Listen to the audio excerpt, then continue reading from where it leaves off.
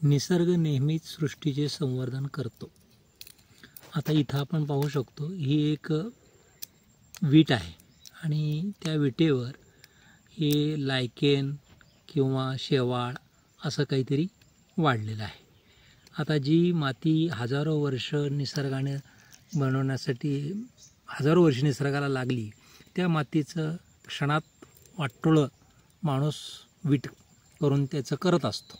परंतु मगाशी म्हटल्याप्रमाणे निसर्ग जसं कायमसृष्टीचं संवर्धनच करत असतो, तर त्या विटेवर देखील त्या विटेचं परत मातीत रूपांतर करण्यासाठी इथं हे शेवाळ किंवा लायकेन ह्यापैकी काहीतरी दोन्ही आहे हे की जे हे फोटोसिंथेसिसचा वापर करून त्याच्यावर वाढेल आणि त्याच्या वाढीसाठी जी काही मूलद्रव्य लागतील ती मूलद्रव्य मात्र ह्या विटेची माती जी जवळजवळ दगडासारखी झालेली आहे किंवा ती वनस्पतीला त्यातलं न्यूट्रिशन घेता येणार नाही अशा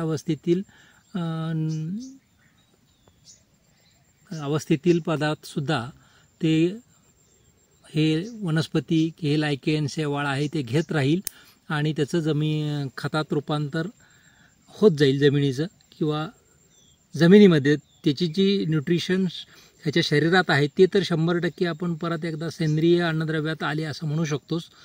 आणि मग असं पूर्वी ज्यावेळेस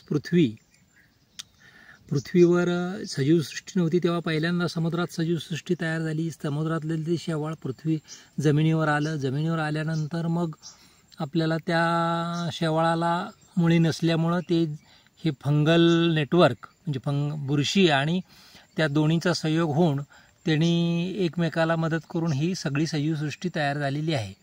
आता इथं आपण सध्या माणसाचा सगळा प्रवास हा निसर्गाचं वाटोळं करण्याकडे चालू असताना निसर्ग मात्र स्वतः कायम सृष्टीचं संवर्धन करण्याचा प्रयत्न करतो। हे आता इथे आमच्या इथं दिसतंय। हा आता आमचा आंब्याचा जो आम्ही म्हणतो की फंगल डॉमिनंट प्लॉट झालेला आहे, त्या प्लॉटमधली ही पडलेली एक वीट आहे। त्या विटेवर लगेच अशी सजीवसृष्टी वाढवून त्याचं रूपांतर परत एकदा सुपीक जमिनीत करण्याचा प्रयत्न चालू आहे। आपल्याला बऱ्याचदा असं वाटतं किंवा आपण असंच म्हणतो की सुपीक जमिनीत चांगलं पीक येतं, परंतु आपण कुठलीही जमीन जर थोडीशी उकरली तर खाली असं लक्षात येतं की अगदी नदीकाठच्या ज्या गाळाच्या जमिनी सोडल्या तर बाकी जमिनीत खाली सर्व दगडच असतात। मग सुरुवातीला जर पृथ्वी सगळी अशीच दगडाची बनलेली असेल तर तिची हे सुपीक माती ही कोणी तयार केली, तर सुपीक माती ही वनस्पती तयार करतात, हे इथं आपल्याला लक्षात येतं। आणि मग ते नदीकाठला जी खूप खोल काळी माती दिसते ती आपली सुपीक माती वाहून गेलेली असते, त्यामुळे तिथं तशी असती। परंतु बाकीकडं म्हणजे सुपीक मातीत पीक चांगलं येतं असं नसून सुपीक माती तयार करण्याचं काम ही वनस्पती सृष्टी करत असते। हेच आपल्याला भिंतीवर उगवणारी पिंपळाची झाडं किंवा दगडावर मोठमोठे जे वृक्ष उभारतात ते आपल्याला सांगत असतात, परंतु आपण त्याच्याकडे अपवाद म्हणून दुर्लक्ष करतो किंवा अपवाद म्हणून दुर्लक्ष करून सोडतो। कुठलाही सेंद्रिय पदार्थ म्हणजे लाकूड असेल, पाला असेल, ते जाळल्यानंतर जी काही राख उरती तेवढीच म्हणजे जमिनीतली घेतलेली न्यूट्रिशन असतात आणि बाकीची जी जळताना उष्णता बाहेर पडते ती ॲडिशनलची सोलर एनर्जी साठवलेली असते।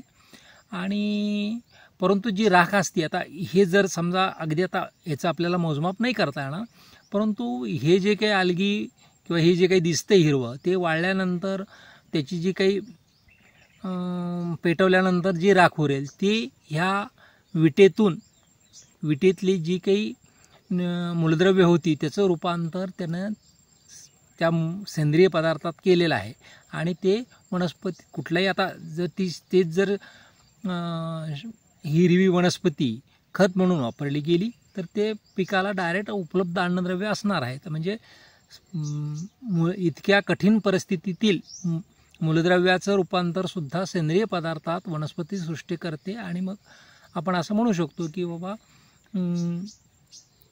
वनस्पती सुपीक माती तयार करतात।